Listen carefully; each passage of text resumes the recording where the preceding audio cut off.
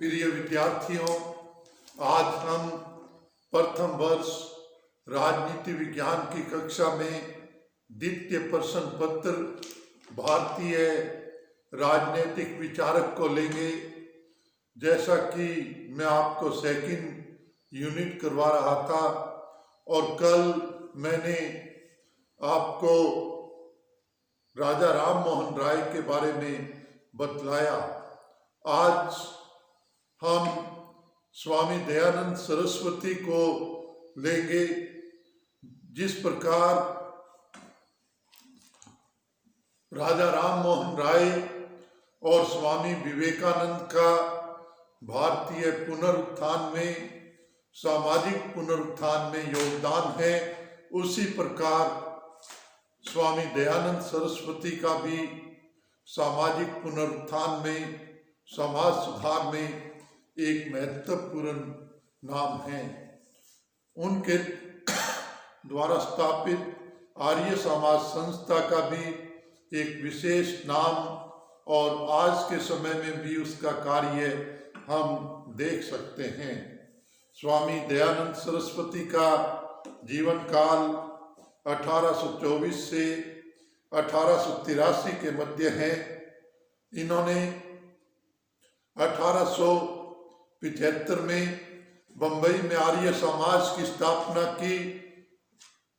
मैं बहुत ही संक्षेप में कहना चाहता हूँ कि दयानंद सरस्वती का जन्म गुजरात के टंकारा नामक स्थान पर हुआ और इनका बचपन में ही जो अंधविश्वास थे उनके प्रति, उनके कारण इनका मन उचट गया और ज्ञान की खोज में निकल पड़े। इन्होंने देश के स्थान स्थान पर भटकते हुए स्वामी विरजानंद से वेदों का सच्चा ज्ञान प्राप्त किया और दयानंद उन्हीं के द्वारा दिया गया नाम है। इसके पश्चात स्वामी विरजानंद ने उनसे मूल दक्षिणा में मूल वेदों के प्रचार के योगदान का कार्य मांगा और स्वामी दयानंद सरस्वती ने उसे पूरा भी किया। तो इनके जीवन काल की घटना 1857 की क्रांति और उस क्रांति की विफलता भी है।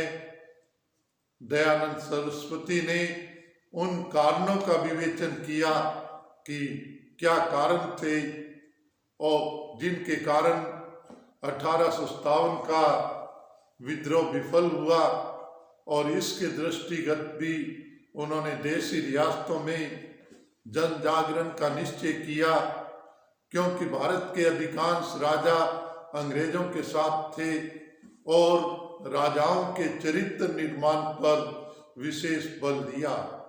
धार्मिक सामाजिक क्षेत्र में कार्य करते हुए एक धार्मिक और सामाजिक सुधारक होते हुए भी राजनीतिक, देश की राजनीतिक आज़ादी के लिए उनकी चिंताएं, उनका योगदान एक महत्वपूर्ण कार्य है। तो हम इनकी जो प्रमुख पुस्तक है सत्यार्थ प्रकाश और ऋग्वेदादि भाष्य भूमिका, तो इस क्रम में हम इनके प्रमुख विचारों को लेंगे। इनका प्रथम विचार हिंदू पुनरुत्थानवाद है। तो वे वेदों के सच्चे स्वरूप को पहचानने पर बल देते थे और उन्होंने जो वेदों की रचना के काल में जो मौलिक विचार थे उनकी वास्तविकता पर आने का प्रयास किया और जो बाद में अंधविश्वास आए उनका दयानंद सरस्वती विरोध करते हैं। वे मौलिक स्वरूप पर बल देते हैं। उनका नारा है बैक टू वेदास, वेदों की तरफ लौटो। वो वेदकालीन भारत, वो वैदिक कालीन भारत, जब भारत दुनिया का जगत गुरु कहलाता था, अर्थात भारत दुनिया का सांस्कृतिक, व्यापारिक, आर्थिक, शैक्षणिक केंद्र था, जो भारत को गौरव प्राप्त था, वो एक बार फिर गौरव प्राप्त हो, ऐसे दयानंद सरस्वती के विचार थे। और उनका दृष्टिकोण था कि अगर हम जो वेदों के सही स्वरूप को पहचानेंगे, उनकी सही व्याख्या करेंगे, तो हम इस स्थिति को प्राप्त कर सकते हैं। उनके दूसरा विचार है विवेक शून्य अंधविश्वासों का विरोध। दयानंद सरस्वती इस बात को कदापि स्वीकार नहीं करते थे कि जो अंधविश्वास है उनको स्वीकार किया जाए, जो विवेक पर आधारित नहीं है उनको स्वीकार करने के वे बिल्कुल पक्ष में नहीं थे। वे मूर्ति पूजा के भी समर्थक नहीं थे, वे एक ईश्वरवाद के समर्थक थे, एक ईश्वरवाद, जबकि बहुदेववाद की जो भारतीय परंपरा थी वो अंधविश्वासों का कारण बनी। इन्होंने जो वेदों के काल में जो हमारी स्वरूप था उसी को अपनाने पर बल दिया। जो रीति रिवाज, अंधविश्वास पिछड़ेपन का कारण बना, दयानंद सरस्वती उनका विरोध करते हैं। व्यक्तिगत और सामाजिक चरित्र, दयानंद सरस्वती ने राजनीति में, समाज में व्यक्तिगत व सामाजिक चरित्र के निर्माण पर बल दिया। यही भारत के पतन का कारण था। यही 1857 की क्रांति में भारतीयों की पराजय का कारण था। हमारे अधिकांश राजा अंग्रेजों के साथ थे। इसका कारण था कि उनमें राष्ट्रीयता की भावना का अभाव और उनका चारित्रिक दृष्टि से कमजोर होना, चारित्रिक दृष्टि से पतन की स्थिति होना, स्वयं घूम घूम कर देशी रियासतों में दयानंद सरस्वती ने 1857 के बाद राजाओं को चरित्र निर्माण और राष्ट्रीयता का संदेश दिया। ये एक महान योगदान है। और 1875 में जो आर्य समाज की स्थापना की बंबई में, वो भारत की आज़ादी की लड़ाई का एक बड़ा आधार स्तंभ बना। बल्कि हम कह सकते हैं कि कांग्रेस की स्थापना एक अंग्रेज अधिकारी ने की, रिटायर्ड अंग्रेज अधिकारी ने, क्योंकि कहीं न कहीं इसके पीछे भी आर्य समाज की स्थापना और उसके राजनीतिक योगदान, भारत के पुनर्जागरण की संभावनाओं को सब देखते हुए ये सब कारण थे।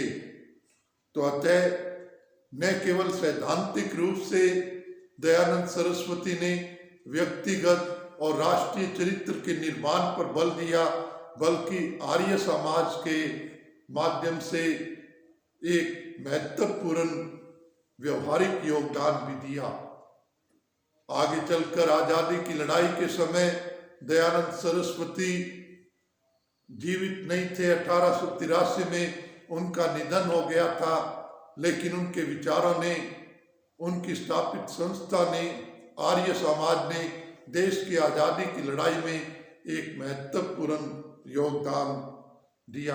आज भी उसका योगदान है। निर्भीकता और कर्तव्य पालन पर बल।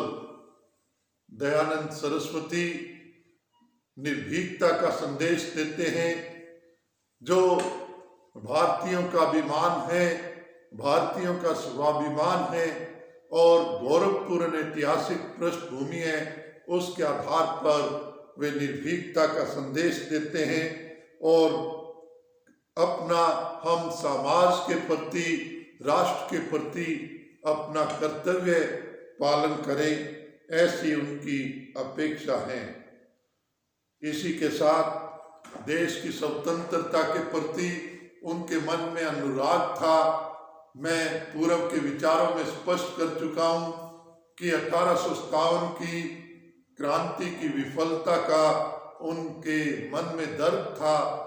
उन्होंने 1857 की क्रांति में भाग नहीं लिया था, जो कि उनके जीवन काल की घटना थी, लेकिन 1857 की क्रांति की विफलता को देखते हुए उनके मन में विचार उत्पन्न हुए, अनेक प्रश्न उपस्थित हुए। क्यों पराजय हुई, क्यों भारतीय राजाओं की पराजय हुई, क्यों भारतीय पक्ष की पराजय हुई? उन कारणों को दयानंद ने खोजा और उन पर व्यवहारिकता में कार्य किया, राजाओं को संदेश दिया। वे चरित्र निर्माण का संदेश देते थे, राजाओं को जो आचरण में सुधार का संदेश देते हैं। यही उनकी मृत्यु का कारण भी बना, लेकिन आजीवन इस पद पर उन्होंने कार्य किया। अतः उनके मन में देश की स्वतंत्रता के प्रति एक तीव्र अनुराग था और अपने सामर्थ्य अनुसार उन्होंने कार्य भी किया। वे देशी भाषा पर बल देते थे। वे गुजराती थे, लेकिन अपनी महत्वपूर्ण पुस्तक सत्यार्थ प्रकाश को उन्होंने हिंदी में लिखा।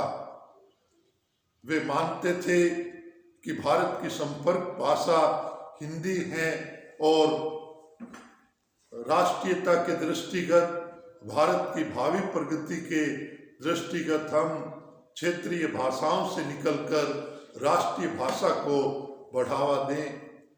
तो उनके ये दृष्टिकोण भी आज की दृष्टि से महत्वपूर्ण और उल्लेखनीय है।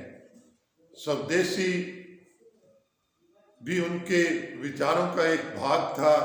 दयानंद सरस्वती का स्वदेशी पर कोई बहुत बड़ा काम तो नहीं था, जो आगे चलकर तिलक ने और महात्मा गांधी ने किया, लेकिन फिर भी उनका कार्य स्वदेशी के प्रति महत्वपूर्ण था। वे स्वदेशी का महत्व समझते थे और वे जो वस्त्र पहनते थे, हाथ का कता हुआ मोटा सूत का वस्त्र पहनते थे।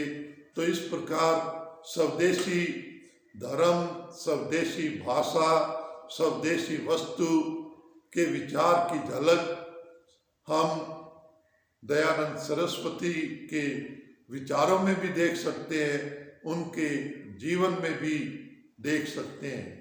उन्होंने वेदों पर जो लेखन कार्य किया उसे सत्यार्थ प्रकाश नाम दिया। तो जब गांधी की बात आती है तो गांधी सत्य की खोज पर बल देते थे। गांधी अपने धर्म की परिभाषा ही सत्य की खोज पर केंद्रित करते हैं। तो कहीं न कहीं दयानंद सरस्वती भी सत्यार्थ प्रकाश अर्थात अंधविश्वासों का आवरण, अंधविश्वासों की रेत को हटाते हुए वे वेदों का सत्य समाज के प्रकाश में लाना चाहते थे और वे अंधविश्वासों के विरोध के क्रम में दलितों दार का भी समर्थन करते थे, उस पर कार्य किया और जाति पाति के भेदभाव का विरोध किया। आर्य समाज के दरवाजे सभी के लिए खुले थे। तो इस प्रकार हम कह सकते हैं कि दयानंद सरस्वती के विचार भारत के पुनरुत्थान के लिए, सामाजिक पुनर्जागरण के लिए एक बहुत ही महत्वपूर्ण है।